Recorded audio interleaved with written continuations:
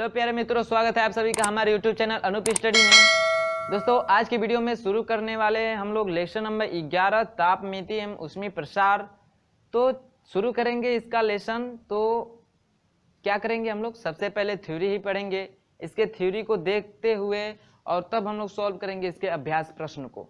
ठीक है, थ्योरी इसलिए देखेंगे क्योंकि जो कोई भी लेसन पढ़ रहे हैं, यदि उसकी थ्योरी नहीं समझ रहे हैं, फिजिक्स के थ्योरी नहीं समझेंगे तो आप उसके जो भी न्यूमेरिकल्स है उसको सॉल्व नहीं कर पाएंगे। यानी जो पूरा उसका अभ्यास प्रश्न है डिपेंडेंट है किस पे, थ्योरी पे। तो हम लोग थ्योरी को छोड़ दें तो अभ्यास प्रश्न कैसे हल कर पाएंगे, अभ्यास प्रश्न कैसे हल कर पाएंगे, आप ही लोग बताइए। तो देखिए, मैं थ्योरी छोड़ने वाला नहीं हूँ। ठीक है, आप लोग के कमेंट्स आ रहे हैं कि सर परीक्षा के दिन जो नज़दीक आ रहे हैं तो आप थ्योरी के छोड़ के सीधे अभ्यास प्रश्न हल करिए। तो उससे क्या होगा, आप लोगों को कुछ फायदा मिलेगा नहीं ना। आप बस देख पाएंगे, हाँ भाई ऐसे सॉल्व कर पाए, लेकिन उसके बारे में समझ नहीं पाएंगे। उसके बारे में समझने के लिए आपको थ्योरी को क्या करना पड़ेगा, पढ़ना पड़ेगा। तो भाई थ्योरी हम लोग पढ़ते चलेंगे, यहीं की थोड़ी शॉर्टली पढ़ेंगे, उसको उतने डिटेल से नहीं पढ़ेंगे। बस उसमें के जो इंपॉर्टेंट्स हो गए, जैसे फार्मूला पढ़ लेंगे और वे टॉपिक्स पढ़ लेंगे जो आपको क्वेश्चन में पूछे जा सकते हैं, उसको पढ़ लेंगे। ठीक है, देखिए मैं पीछे इसलिए हूँ क्योंकि मुझे टाइम नहीं मिल पाता है कि मैं वीडियो बनाऊं और आप लोग को दे पाऊं, क्योंकि मुझे सुबह टाइम मिलेगा या तो शाम को टाइम मिलेगा। दिन भर में मुझे अब तो सुबह भी टाइम नहीं मिल रहा है, क्योंकि अब सुबह मैं भी कोचिंग ज्वाइन कर लिया हूं। मैंने भी इंटर फाइनल किया तो बीएससी में एडमिशन कराए हैं, तो अब 2 दिनों से कोचिंग ज्वाइन किए हैं, तो अब सुबह जाना पड़ता है। और कोचिंग से आओ तो दिन में भाई के साथ बैंक पे चले जाते हैं, तो बस बचता है आपके लिए शाम का समय। और शाम के समय आपके लिए वीडियो बनाते हैं, उसको बनाने के बाद फिर क्या करते हैं, सेट करते हैं, 9-10 बज जाता है। उसके बाद से उसको कॉपी करिए, अपलोड करिए, तो काफ़ी समय लग जाते हैं। तो देखिए, उसे भी मैं अभी 1 महीने से ही वीडियो बना रहा हूँ, तो भाई लेट तो होगा ही, पीछे तो होंगे ही। तो चलिए ज़्यादा बात ना करते हुए हम लोग शुरू करते हैं कि कौन सा लेसन, 11 नंबर लेसन शुरू करते हैं, क्या, तापमिति। ठीक है, तो चलिए शुरू करते हैं तापमिति। तो सबसे पहले देखते हैं तापमिति होता क्या है। तापमिति होता क्या है, तो जो तापमिति होती है विज्ञान की वह शाखा होती है, विज्ञान की वह शाखा होती है जिसके कारण हम लोग तापमिति पढ़ रहे हैं, यानी ताप और उससे वस्तुओं पे होने वाले प्रभाव का क्या करते हैं, अध्ययन करते हैं। वही कहलाती है क्या, तापमिति। यानी तापमिति विज्ञान की वह शाखा है जिसके अंतर्गत हम लोग क्या करते हैं, तो ताप और उससे होने वाले प्रभाव का क्या करते हैं, अध्ययन करते हैं। वही कहलाता है क्या, हम लोग का तापमिति। अब तापमिति ताप का अध्ययन करते हैं, उसके प्रभाव का अध्ययन करते हैं। तो ताप क्या होता है, तो क्या होता है, ताप क्या होता है। कोई पूछेगा तो आप क्या बताएंगे कि ताप क्या होता है।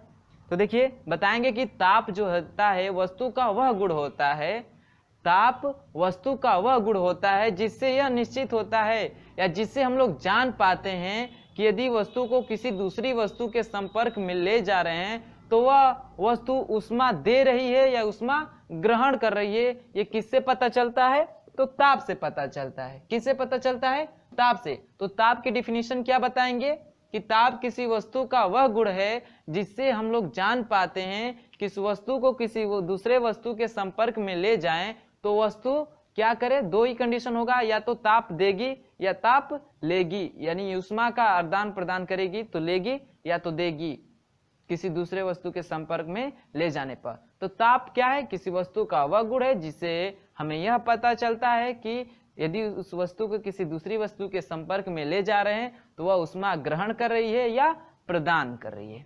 ये होता है क्या, ताप। और ताप को क्या करते हैं, ताप को मापने के लिए हम लोग 4 फार्मूले का यंत्र का यूज करते हैं, पैमाने का यूज करते हैं। क्या, सेल्सियस, क्या करते हैं, एक सेल्सियस, दूसरा फारेनहाइट और केल्विन। ठीक है, केल्विन। और एक और होता है र्यूमर।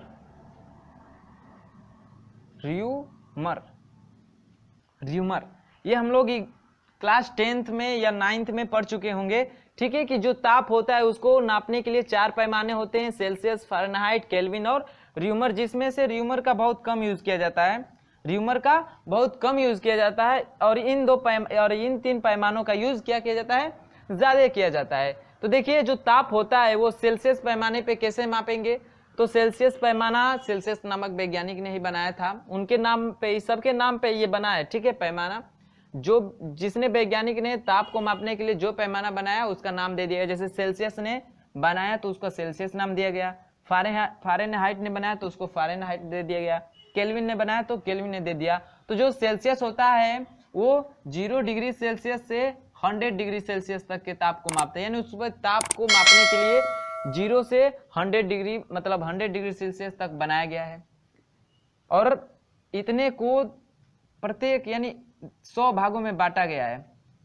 कितने भागों में, 100 भागों में, और प्रत्येक भाग 1 डिग्री सेल्सियस को डिनोट करता है, जैसे 0 से लेके 100 तक, और इसको 100 बराबर बराबर भागों में क्या कर दिया गया है, बांट दिया गया है। किसको, सेल्सियस पैमाने को, ऐसे डॉट डॉट कर। फिर जो फारेनहाइट आए तो इसने भी ताप को मापने के लिए एक पैमाना बनाया, और उनका जो पैमाना था कहां से था, तो 92 से था, 92 से शुरू था, 92 से ही शुरू था ना, नहीं सॉरी 32 से शुरू था। तो इन्होंने जो बनाया पैमाना वो शुरू था, जैसे सेल्सियस का शुरू था 0 से, तो इनका शुरू था 32 से, और 32 से कहां तक था, तो 32 से था आपका 212 शायद था, 212 था, ठीक है, 212 डिग्री सेल्सियस, 12 डिग्री, हाँ 12 डिग्री फारेनहाइट तक था, फारेनहाइट ने बनाया तो। और इन्होंने इसको कितने बराबर भागों में बांटा था, तो इन्होंने इसको 180 बराबर भागों में बांटा था। कितने बराबर भागों में बांटा था, तो 180 बराबर भागों में बांटा था, यानी यहाँ से 32 फारेनहाइट हुआ तो 33 Fahrenheit, 34 Fahrenheit, 35 Fahrenheit, dot dot करके इसको बांटा था। कितने भागों में, कितने भागों में बांट दिया था, तो 180 बराबर भागों में बांट दिया गया था, जिसको एक भाग को हम लोग 1 फारेनहाइट बोलते हैं। क्या बोलते हैं, 1 फारेनहाइट बोलते हैं।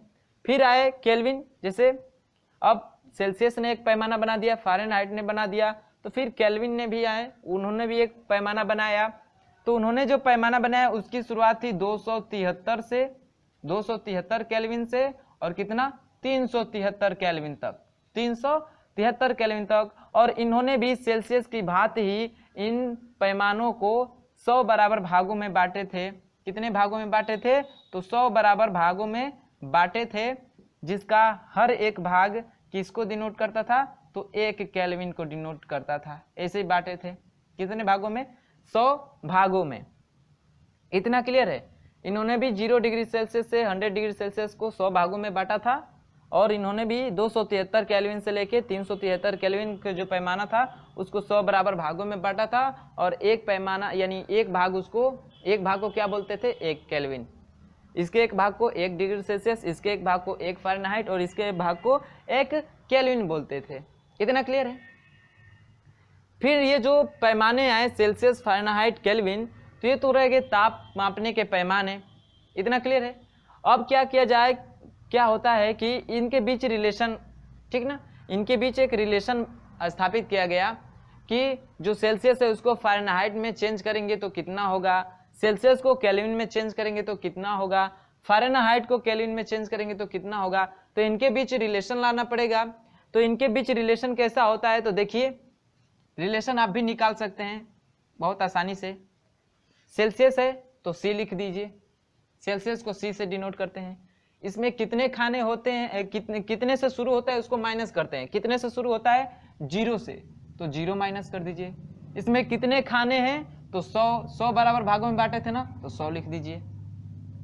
इक्वल टू करिए। अब आती है फारेनहाइट की बारी। तो फारेनहाइट को F से डिनोट करते हैं, तो F करिए। ये कहां से शुरू है, 32 से, तो -32 करिए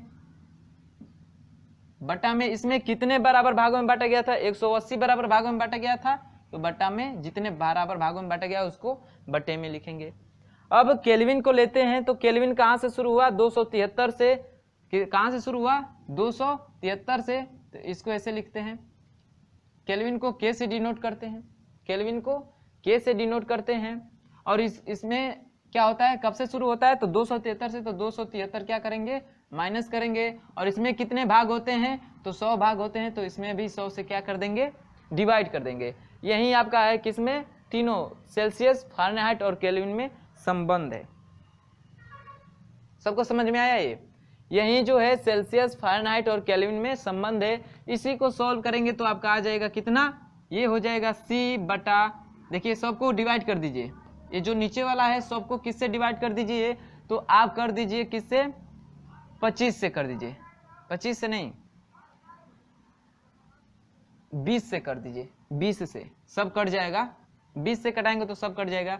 तो कितना हो जाएगा, इसको 20 से कटाएंगे तो 20 पाँचे 100, 5 हो जाएगा, बराबर F माइनस 32 बटा इसको 20 से कटाएंगे तो 9 हो जाएगा, और बराबर K माइनस 273, अब बटा में इसको 5 से कटाएंगे तो, अरे सॉरी 20 से कटाएंगे तो कितना हो जाएगा, 5 हो जाएगा। तो यही रिलेशन है किसके किसके बीच, तो सेल्सियस, फ़ारेनहाइट और केल्विन के बीच यही रिलेशन है। यदि पूछेगा कि इतना केल्विन कितने फ़ारेनहाइट के बराबर होगा, तो इन दोनों को लेंगे, सेल्सियस की जगह पे उसका मान रखेंगे, फ़ारेनहाइट का मान निकल के आ जाएगा। तो ऐसे ही हर पैमाने को दूसरे पैमाने में चेंज किया जा सकता है, किसके अनुसार, तो इस फार्मूले के अनुसार। इतना क्लियर है, तो इस फार्मूले को नोट कर लीजिए। फिर देखते हैं हम लोग किसको, तो देखते हैं आगे देखते हैं सेल्सियस और फ़ारेनहाइट पैमानों पर तापांतर में क्या संबंध होता है, किसमें, तापांतर में क्या संबंध होता है, तो उसको देखते हैं। तो इसको नोट कर लीजिए, इस फार्मूले को नोट कर लीजिए, ये जो दो फार्मूले लिखे हैं इसको, यानी ये मेन है, इसको नोट कर लीजिए आप लोग, ठीक है, इसको नोट कर लिए। फिर देखते हैं उसको, तो चलिए देखते हैं क्या, सेल्सियस और फ़ारेनहाइट पैमानों का तापांतर में संबंध, यही ना, पैमानों पर तापांतर में संबंध, पैमानों पर तापांतर में संबंध, तापांतर में संबंध, ठीक है। तो इसको देखिए कैसे सेल्सियस और फ़ारेनहाइट में तापों में अंतर हो तो उसको कैसे उसमें कैसा रिलेशन होता है। तो देखिए मान लेते हैं कोई वस्तु A है और एक और दूसरी वस्तु B है। A पे जो सेल्सियस का पैमाना है उस पे C1 है, और जो फ़ारेनहाइट का पैमाना है उस पे जो ताप है वो F1 है। फिर उसी प्रकार दूसरी वस्तु पे जो सेल्सियस के पैमाने पे ताप है वो क्या है, C2 है, और फ़ारेनहाइट के पैमाने पे क्या है, ताप F2 है। तापांतर निकालेंगे तो क्या करेंगे, C1 माइनस C2 करेंगे ना, तो क्या करेंगे, तापांतर निकालेंगे तो C1 माइनस C2 या C2 माइनस C1, तो ये क्या हो जाएगा, डेल्टा C हो जाएगा। वैसे ही F2 का निकालेंगे, अरे सॉरी फ़ारेनहाइट का निकालेंगे तो F1 माइनस F2 बराबर डेल्टा F हो जाएगा। क्या हो जाएगा, डेल्टा F हो जाएगा। और हम लोगों ने जो फार्मूला लिखा था यहाँ पे C/5 बराबर F/-32/9, उसी फार्मूले में रखेंगे। तो जो C माइनस 0 रख रहे थे ना, तो देखिए जो C था उसका यहाँ पे मान है, 0 का मान यहाँ पे, तो तापांतर निकालेंगे तभी ना आएगा डेल्टा C। तो यानी C माइनस 0 के जगह पे क्या लिखेंगे, डेल्टा C, और उसके बटे में क्या आया था, 5 आया था, बराबर F-32, F का मान दिया होगा, F1 का मान जो F था, और F2 जो 32 दिया था वो F2 का मान है, तो उसके बीच अंतर, तो क्या हो जाएगा, डेल्टा F बटा में इसके बटा में क्या था, 9। तो यही जो संबंध है किसका है, तो सेल्सियस और फ़ारेनहाइट पैमाने पर तापांतर का, तापांतर मतलब डेल्टा C, यही ना, तापों में अंतर, डेल्टा C को ही ये रिप्रेजेंट करता है। तो इस फार्मूले को नोट कर लीजिए आप लोग। और फिर देखते हैं हम लोग क्या, ऊष्मीय प्रसार, क्या देखते हैं, ऊष्मीय प्रसार जो इस लेसन की क्या है, सबसे मेन इंपॉर्टेंट हेडिंग है, ठीक है। तो चलिए उसको देखते हैं, ऊष्मीय प्रसार को, इसको नोट करिएगा। और एक बात और ध्यान रखिएगा, नोट में एक बात ध्यान रख लीजिएगा कि जो देखिए जो सेल्सियस का पैमाना था उसको भी कितने भागों में, 100 भागों में बांटते हैं, और जो फ़ारेनहाइट का पैमाना है उसको भी 100 भागों में बांटते हैं। तो जो 1 डिग्री सेल्सियस होता है बराबर होता है किसके, 1 केल्विन के बराबर होता है, 1 केल्विन के बराबर होता है। और इसी तरह दो वस्तु ले ले A और B, इस पे जो ताप हो सेल्सियस पे T1 T2 हो, और इस पे भी हो, जैसे इस वाले पे सेल्सियस में उसका कैपिटल सॉरी स्मॉल t1 व t2 हो और केल्विन पैमाने पर कैपिटल T1 और क्या हो T2 हो तो ये बराबर होते हैं। इसका मतलब इसमें भी जो ताप का अंतर होगा यानी T2 माइनस T1 करेंगे तो किसके बराबर होगा, यानी इधर भी माइनस करते हैं तो इसके भी बराबर होगा, इधर भी घटाएंगे तो सेम बराबर होगा। यानी जो 1 डिग्री सेल्सियस ताप होता है 1 केल्विन के बराबर होता है, 2 डिग्री सेल्सियस 2 केल्विन के बराबर, यानी वो भी 100 भागों में बटा है, ये भी 100 भागों में बटा है, तो उसका हर एक भाग यानी जो इसका हर एक भाग उसके हर एक भाग के क्या होगा बराबर होगा, यानी 1 डिग्री सेल्सियस 1 केल्विन के बराबर होता है। ठीक है, तो चलिए इस फार्मूले को नोट कर लीजिएगा और इस बात को ध्यान रखिएगा। और देखते हैं हम लोग क्या उसमें प्रसार, क्या देखते हैं उसमें प्रसार।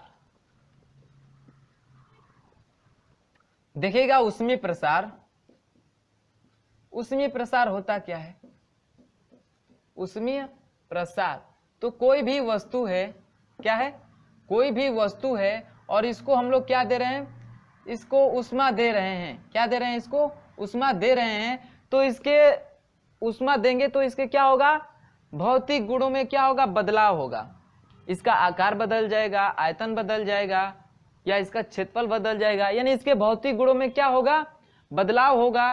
क्यों बदलाव होगा, तो इसको हम लोग उष्मा देंगे तो इसमें क्या होगा इसके अणुओं की गतिज बढ़ेगी तो इसमें क्या होगा प्रसार होगा, क्या होगा प्रसार होगा, और प्रसार होगा तो इसका क्षेत्रफल बदलेगा, आयतन बदलेगा और क्या बदलेगा और इसके क्या हो जाएंगे ऐसे भौतिक गुण कई बदल जाएंगे। ठीक है, तो जो उसमें प्रसार होता है इसको 3 भागों में बांटते हैं, यानी उसमें प्रसार 3 प्रकार से होता है। क्या होता है, तो एक रेखीय प्रसार होता है, क्या होता है रेखीय प्रसार होता है, रेखीय प्रसार का मतलब इसकी लंबाई में वृद्धि होती है। दूसरा जो होता है क्षेत्रीय प्रसार होता है, क्षेत्रीय प्रसार होता है, और तीसरा जो होता है वो क्या होता है आयतन प्रसार होता है, आयतन प्रसार होता है। यानी कोई भी वस्तु को गर्म करेंगे, किसी प्रकार की भी वस्तु है और यदि उसको गर्म करते हैं, यानी जो उष्मा की कुचालक है उसको नहीं, ठीक है, जो उष्मा की सुचालक है उनकी बात करें।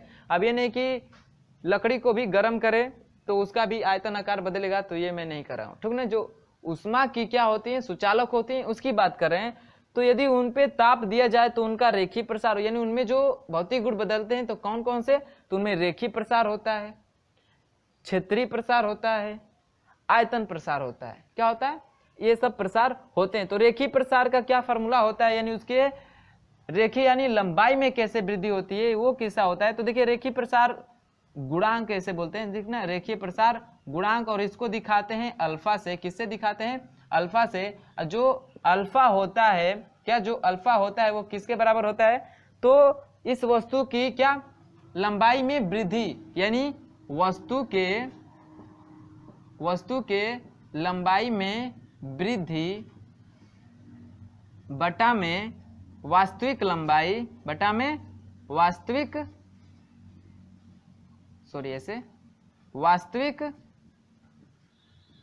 वास्तविक लंबाई गुणे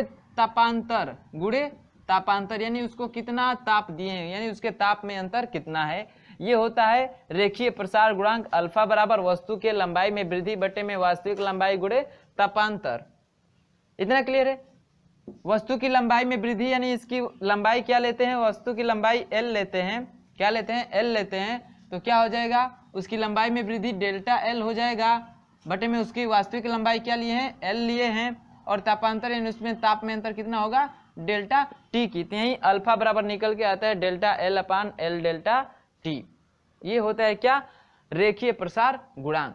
उसी तरह क्षेत्रीय प्रसार गुणांक करेंगे तो क्षेत्रफल को किससे डिनोट करते हैं A से, तो बस जहां पे L है वहां पे A हो जाएगा। और जो क्षेत्रीय प्रसार गुणांक होता है इसको दिखाते हैं बीटा से, तो आता है बीटा बराबर delta A upon A delta T। ये हो गया आपका क्या क्षेत्रीय प्रसार गुणांक। तो एक ये फार्मूला बना और एक अल्फा बराबर, यानी एक यहाँ पे अल्फा बराबर बना क्या ये वाला फार्मूला, ठीक। उसी प्रकार आयतन प्रसार गुणांक को दिखाते हैं गामा से, तो ये गामा बराबर हो जाता है क्या डेल्टा V। आयतन को दिखाते हैं किससे V से, तो डेल्टा V अपान V इंटू डेल्टा T। ये रहे आपके क्षेत्रीय प्रसार गुणांक से 3 फार्मूले, तो इन फार्मूलों को नोट कर लीजिए। और फिर बढ़ते हैं द्रवों का ऊष्मीय प्रसार। ये तो रहे ठोसों का, किसी ठोस को ऊष्मा देंगे तो उसमें कौन कौन से प्रसार होंगे, तो रेखीय प्रसार गुणांक होगा, क्षेत्रीय प्रसार होगा, आयतन प्रसार होगा। तो ये रहे उसके क्षेत्रीय रेखीय प्रसार गुणांक के फार्मूला, ये रहा क्षेत्रीय प्रसार गुणांक का फार्मूला, और ये रहा आयतन प्रसार गुणांक का फार्मूला। अब देखेंगे द्रव में ऊष्मीय प्रसार कितने प्रकार का होता है, तो इसको नोट कर लीजिए इन फार्मूलों को, फिर देखते हैं द्रव में ऊष्मीय प्रसार कैसे होता है और उसका क्या क्या फार्मूला होता है। तो नोट करिए इसे। तो चलिए देखते हैं द्रव में ऊष्मीय प्रसार, ठीक ना। ठोस में देख लीजिए, वो जो ऊष्मीय प्रसार पढ़े वो ठोस में पढ़े, रेखीय, क्षेत्रीय, आयतन। द्रव में क्या होता है कि द्रव में 2 प्रकार से प्रसार होता है उसमें। क्या, एक तो आभासी प्रसार होता है, एक क्या होता है, आभासी प्रसार होता है, और एक होता है वास्तविक प्रसार। क्या होता है, वास्तविक प्रसार। आभासी प्रसार क्या होता है, वास्तविक प्रसार होता है, इसको समझिए। तो देखिए आभासी प्रसार कब होगा, जैसे मान लेंगे कि कोई बर्तन लिए हैं और इस बर्तन में द्रव को भरे हैं, ठीक है। इस बर्तन में क्या किए हैं, द्रव को भरे हैं, और फिर इसको क्या दे रहे हैं, ऊष्मा दे रहे हैं। क्या दे रहे हैं, इसको ऊष्मा दे रहे हैं, इसमें द्रव भरा है, तो ठीक है। तो देखिए इसमें तो जब ऊष्मा देंगे तो द्रव को भी मिलेगा और इस बर्तन को भी मिलेगा, दोनों को ऊष्मा मिलेगा। तो जब इस द्रव को ऊष्मा मिलेगा तो इसके भी अणुओं की गतिज बढ़ेगी, तो इसका भी भौतिक गुण बदलेगा। तो जब द्रव के गुणों में, यानी इसके भौतिक गुणों को ही सिर्फ, यानी द्रव के प्रसार का ही अध्ययन किया जाए और बर्तन के प्रसार को ध्यान में न रखा जाए, यानी जब किसी द्रव को किसी पात्र में रख के गर्म किया जाए, तो जब प्रसार होगा तो दोनों में होगा, तो दोनों में होगा तो सिर्फ द्रव के प्रसार को अध्ययन किया जाए और बर्तन के प्रसार को छोड़ दिया जाए, ध्यान में न रखा जाए, तो उस समय जो होगा कौन सा प्रसार होगा, आभासी प्रसार। मतलब केवल द्रव के प्रसार को ध्यान में रखा जाए, रखा जाए, तब क्या होगा, तो आभासी प्रसार होगा। और क्षेत्रीय प्रसार कब हो जाएगा, तो द्रव और बर्तन दोनों के प्रसारों को ध्यान में रखा जाए, दोनों के प्रसारों को ध्यान में रखा जाए, तब क्या होगा, वास्तविक प्रसार होगा। रखा जाए तब क्या होगा, वास्तविक प्रसार होगा। तो इतनी बातें समझ में आई।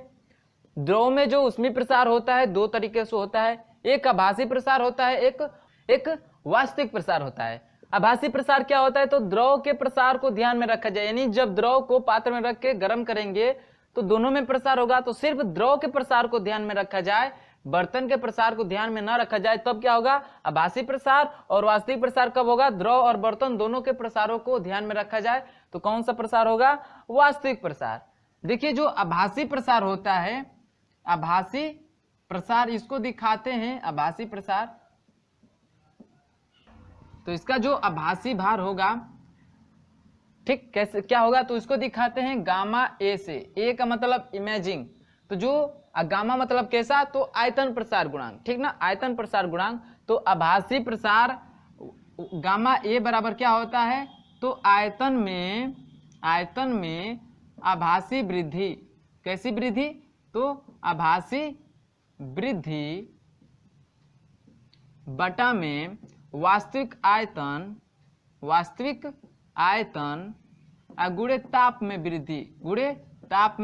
वृद्धि, सेम वही फॉर्मूला है जो रेखीय प्रसार, आयतन प्रसार गुणांक और क्षेत्रीय प्रसार गुणांक का। तो वही वृद्धि बटे में उसका वास्तविक और ताप में वृद्धि। तो ये हो गया आभासी प्रसार गुणांक। वाई गामा बराबर क्या होता है, आयतन में आभासी वृद्धि, और क्या होता है, वास्तविक आयतन गुणे ताप में वृद्धि। ये हो गया क्या, आपका आभासी प्रसार गुणांक।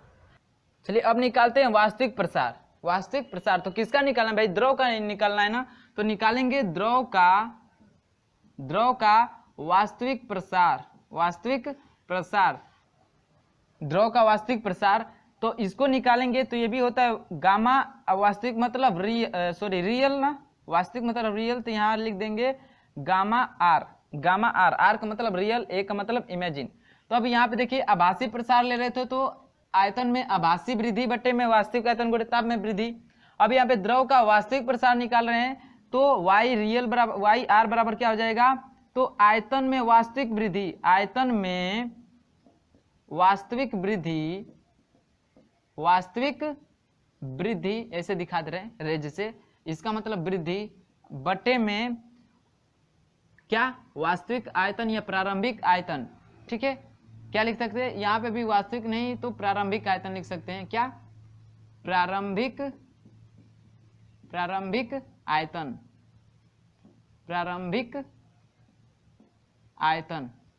प्रारंभिक आयतन। तो यहाँ पे वास्तव आयतन में वास्तविक वृद्धि बटे में प्रारंभिक आयतन गुणे ताप में वृद्धि, ताप में वृद्धि। ठीक है, तो ये रहे द्रव का आभासी प्रसार और ये रहा द्रव का वास्तविक प्रसार। क्या होता है, तो आयतन में आभासी वृद्धि बटे में प्रारंभिक आयतन गुणे ताप में वृद्धि। उसी प्रकार द्रव का आभासी क्या निकाले, प्रसार निकाले, तो वाई रियल बराबर क्या होता है, वाई आर, आर का मतलब रियल, तो आयतन में वृद्धि, आयतन में वो भी किसके, वास्तविक वृद्धि, वास्तविक प्रसार निकाले ना, तो आयतन में वास्तविक वृद्धि बटे में प्रारंभिक आयतन गुणे ताप में वृद्धि। इतना क्लियर है। अब भाई बर्तन के भी आयतन में वृद्धि होगा ना, किसमें भी होगा, बर्तन के भी आयतन में वृद्धि होगा, तो इसको भी निकाल लेते हैं, बर्तन के भी। तो बर्तन का निकालेंगे तो क्या हो जाएगा, बर्तन का प्रसार गुणांक, प्रसार गुणांक सेम वैसे ही क्या हो जाएगा, तो बर्तन के आयतन में वृद्धि, बर्तन के आयतन में वृद्धि बटे में प्रारंभिक आयतन गुणे ताप में वृद्धि। इतना क्लियर है, यहीं पे हो जाएगा ना, दिखाई दे रहा है इधर ना, तो चलिए ठीक है। तो क्या हो जाएगा, बर्तन के आयतन में वृद्धि, आयतन में वृद्धि, अब बटे में क्या हो जाएगा, बर्तन का प्रारंभिक आयतन, प्रारंभिक आयतन गुणे ताप में वृद्धि, ताप में वृद्धि। सेम वही मेथड है, बस यहाँ पे जो मतलब आयतन हो तो आयतन रखेंगे, क्षेत्रफल हो रहा है तो क्षेत्रफल रखेंगे। ठीक है, तो ये हो गया क्या, द्रव का आभासी प्रसार, वास्तविक प्रसार और बर्तन का प्रसार गुणांक। इतना क्लियर है। तो अब देखेंगे कि एक्चुअली में जो द्रव का प्रसार हो रहा है उसका जो वास्तविक प्रसार हो रहा है वो कितना हो रहा है, यानी इनके बीच रिलेशन निकाल रहे हैं। ठीक ना, तो जो द्रव का वास्तविक प्रसार होता है वो होता है कितना, तो जो द्रव का वास्तविक प्रसार होगा, वास्तविक प्रसार क्या है भाई, वाई आर है ना, वाई आर है। तो ये जो द्रव का वास्तविक प्रसार है ये आभासी प्रसार और बर्तन के प्रसार गुणांक के योग के बराबर होता है, क्योंकि भाई यहाँ पे द्रव और बर्तन दोनों के प्रसारों को अध्ययन किया जाता है तभी हम लोग का वास्तविक प्रसार निकलता है ना। तो ये जो वास्तविक प्रसार निकलेगा तो द्रव का प्रसार किसका, बर्तन का प्रसार होगा, योग के ही क्या होगा, बराबर होगा। तो किसको देखिए, वास्तविक प्रसार को दिखाते हैं वाई आर से, आभासी प्रसार को दिखाते हैं वाई ए से, और जो बर्तन का प्रसार गुणांक है वाई जी, ठीक ना, इसको दिखाते हैं वाई जी नहीं गामा जी है भाई, गामा जी से। इतना क्लियर है। तब जो वास्तविक प्रसार होगा यानी जो वाई आर होगा बराबर होगा किसके, तो सॉरी वाई बोल रहे हैं, गामा ए प्लस गामा जी, यानी यही रिलेशन है इन तीनों के बीच। तो इस फार्मूले को नोट कर लीजिएगा, इस वाले फार्मूले को नोट कर लीजिएगा और ये सब बातें याद रख लीजिएगा कि जो वास्तविक प्रसार होता है, द्रव का जो वास्तविक प्रसार होता है, द्रव और बर्तन दोनों के प्रसारों को ध्यान में रखते हुए करते हैं। तो द्रव का आयतन प्रसार या प्रसार होगा, द्रव का जो आभासी प्रसार होगा और बर्तन का जो प्रसार होगा, इन दोनों का योग करेंगे तब उस निकलेगा किसका, द्रव का वास्तविक प्रसार गुणांक। इतना क्लियर है। तो इस वाले फार्मूले को नोट कर लीजिए और फिर देखते हैं क्या हम लोग देखते हैं कि जो ताप होता है वो घनत्व पे क्या प्रभाव देता है, यानी ताप का घनत्व के साथ परिवर्तन। ठीक है, और फिर देखेंगे गैसों में ऊष्मीय प्रसार कैसे होता है। तो चलिए इसको नोट करिए और फिर देखते हैं उन टॉपिक को, और ये थ्योरी समाप्त करके और बढ़ते हैं हम लोग न्यूमेरिकल किस तरह। ठीक है, तो चलिए देखते हैं ताप के साथ घनत्व परिवर्तन, घनत्व परिवर्तन। तो देखिए कोई भी वस्तु है, ठीक ना, कोई भी वस्तु है, यदि उसको गर्म कर रहे हैं और उसका आयतन बदल रहा है तो ताप बदलने पे जो उसके घनत्व में परिवर्तन होगा वो कैसे होगा, तो उसके लिए फार्मूला होता है डी टी बराबर, डी घनत्व है ना, डी टी बराबर डी नॉट, डी नॉट और क्या होता है भाई formula, D not 1 minus gamma T, 1 minus gamma T. D not क्या है, तो 0 डिग्री सेल्सियस पे घनत्व है। डी टी क्या है, तो टी डिग्री सेल्सियस पे घनत्व है। गामा क्या है, तो आयतन प्रसार गुणांक है, आयतन प्रसार गुणांक है, पढ़ चुके हैं, आयतन प्रसार गुणांक है। और वहीं जो टी है ताप है, कितने ताप पे। तो जो ताप के साथ घनत्व परिवर्तन होता है, ताप के साथ जो घनत्व परिवर्तन होता है, यदि किसी भी वस्तु को कैसे होता है, तो किसी भी वस्तु को ताप देंगे तो उसके आयतन में वृद्धि होगा, आयतन में वृद्धि होगा तो भाई ताप बदलेंगे तो उसका घनत्व में भी परिवर्तन होगा। तो वो घनत्व में परिवर्तन इसी फार्मूले द्वारा हम लोग निकालते हैं। किस फार्मूले द्वारा, तो डी टी बराबर D not 1 minus gamma T, D zero क्या है, 0 डिग्री सेल्सियस पे ताप है, उसका घनत्व है। पूछेगा इतने डिग्री सेल्सियस पे कितना घनत्व होगा, तो बस यहाँ से इसी फार्मूले में रख के और निकालते हैं। तो इस फार्मूले को नोट कर लीजिएगा, इसको अच्छे से लिख दे रहे हैं। क्या होता है, डी टी बराबर D not 1 minus gamma T, gamma T. तो इस फार्मूले को नोट कर लीजिए, इतना क्लियर है।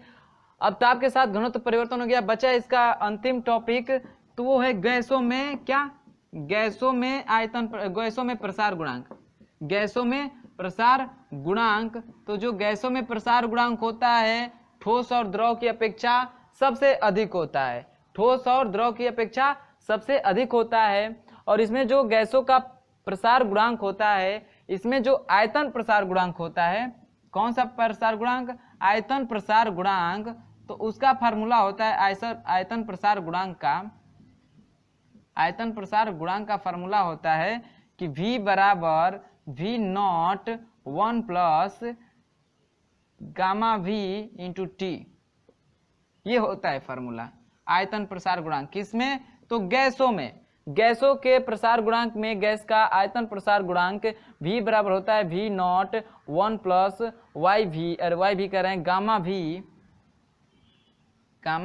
V into T. V naught वही 0 डिग्री सेल्सियस पे उसका आयतन, ये क्या है, तो उसका आयतन प्रसार, गैस का आयतन प्रसार गुणांक है, T क्या है, ताप है, तो आयतन निकलता है। इसी प्रकार इसमें दाब प्रसार गुणांक निकालते हैं, गैसों में दाब प्रसार गुणांक निकालते हैं, दाब प्रसार गुणांक निकालते हैं, तो वो आता है कितना आपका, सेम वैसे ही दाब को किससे दिखाते हैं, P से ना, तो P बराबर हो जाता है P not 1 plus gamma P into T. इतना क्लियर है। और यहाँ पे जो रखे हैं वो गामा P का मान रखते हैं 1/273, 1/273। तो ये फार्मूला नोट कर लीजिए, यही जो फार्मूले हैं, पीछे जो फार्मूले नोट किए, और ये 1 2 3, बस 3 ये फार्मूले नोट कर लीजिए। और इसी फार्मूले के साथ ये लेसन आपका समाप्त होता है, ठीक ना, इसको नोट कर लीजिएगा, ये और ये। इतना क्लियर है ना। तो इसको नोट करके और शुरू करते हैं हम लोग कौन सा लेसन, रिलेशन नहीं, इसका अभ्यास प्रश्न शुरू करते हैं, ठीक ना। तो इतना नोट करिएगा और फिर देखते हैं इसका अभ्यास प्रश्न। तो थोड़ा एक सारणी दिया है, उसको भी नोट कर लेंगे। क्या दिया है कि सारणी में कुछ तत्वों के आयतन प्रसार गुणांक दिखाए गए हैं। भाई इसको थोड़ा ध्यान में रख लीजिएगा, इस सारणी को बना दे रहे हैं और उसको आप लोग याद कर लीजिएगा। इस याद कर लेंगे तो क्या होगा कि इसका देने का मतलब ये है कि क्वेश्चन में पूछेगा कि पूछ देगा कि एल्युमिनियम का आयतन प्रसार गुणांक कितना होता है, पारा का आयतन प्रसार गुणांक कितना होता है, जल का आयतन प्रसार गुणांक कितना होता है, ये पूछ सकता है। तो इसको नोट करिए और इस तालिका को बना दे रहे हैं, उसको नोट कर लीजिए और फिर शुरू करते हैं हम लोग क्या, इसके अभ्यास प्रश्न, ठीक है। तो चलिए इसको मिटाते हैं और तालिका बनाते हैं। तो तालिका देखते हैं, क्या देखते हैं तालिका, तो कुछ तत्वों के आयतन प्रसार गुणांक, आयतन प्रसार गुणांक, आयतन प्रसार गुणांक देखते हैं। तो तालिका बनाइए, इधर लिखेंगे तत्व और इधर लिखेंगे आयतन प्रसार गुणांक, आयतन प्रसार गुणांक। ठीक है, ऐसे लिख ले, ऐसे तालिका बनाएंगे। इतना क्लियर है। अब तत्व में लेते हैं कौन कौन सा, तो एल्युमिनियम, पीतल, पारा, जल, लोहा। एल्युमिनियम, पीतल, जल, पारा, जल, लोहा। तो रखते हैं एल्युमिनियम, एल्युमिनियम को Al से दिखाते हैं। फिर पीतल, तो पीतल लिख दे रहे हैं भाई उसको, पीतल। फिर पारा है तो Hg से दिखाते हैं ना पारा को, तो Hg लिख दे रहे हैं। जल है तो जल को भाई जल लिख दे रहे हैं। और क्या है, लोहा है तो लोहा लिख दे रहे हैं। इस सिंबल का मतलब समझ रहे हैं ना, ये पारा है और ये क्या है, एल्युमिनियम है, एल्युमिनियम। ठीक है, तो जो एल्युमिनियम होता है इसका आयतन प्रसार गुणांक होता है 7 × 10 की पावर माइनस 7 × 10 की पावर माइनस 5 केल्विन इनवर्स होता है। यानी एल्युमिनियम का होता है 7 × 10 की पावर माइनस 5 केल्विन इनवर्स। फिर पीतल का होता है 6 × 10 की पावर माइनस 5 केल्विन इनवर्स। फिर पारा का होता है 18.2 × 10 की पावर माइनस 5 केल्विन इनवर्स। देखिए 10 के पावर 5 सब में आ रहा है, बस आगे का मान बदल रहा है। जल का होता है 20.7 × 10 की पावर माइनस 5 केल्विन इनवर्स। और लोहा का होता है 3.55 × 10⁻⁻5 केल्विन इनवर्स। तो इस तालिका को आप लोग याद कर लीजिएगा। यानी जो एल्युमिनियम है इसका आयतन प्रसार गुणांक कितना होता है, पीतल का, पारा का, जल का, लोहा का। इसमें से जरूर आपको क्वेश्चन में पूछ सकता है। यदि पूछेगा तो यही पूछेगा कि पारा का आयतन प्रसार गुणांक कितना होता है, जल का आयतन प्रसार गुणांक कितना होता है, या तो न्यूमेरिकल में आपको इसका वैल्यू पुट करने के लिए दे देगा। ठीक है, तो इसको नोट करिएगा और हम लोग अगले वीडियो में इसके न्यूमेरिकल सॉल्व करते हैं। तो वीडियो अच्छा लगा होगा तो वीडियो को लाइक करिए, ज़्यादा अच्छा लगा हो तो अपने दोस्तों में शेयर करिए, और जो लोग चैनल पे नए हैं वो चैनल को सब्सक्राइब कर ले और हमारे साथ जुड़ जाएं। तो चलिए मिलते हैं इसके अभ्यास प्रश्न के साथ अगले वीडियो में।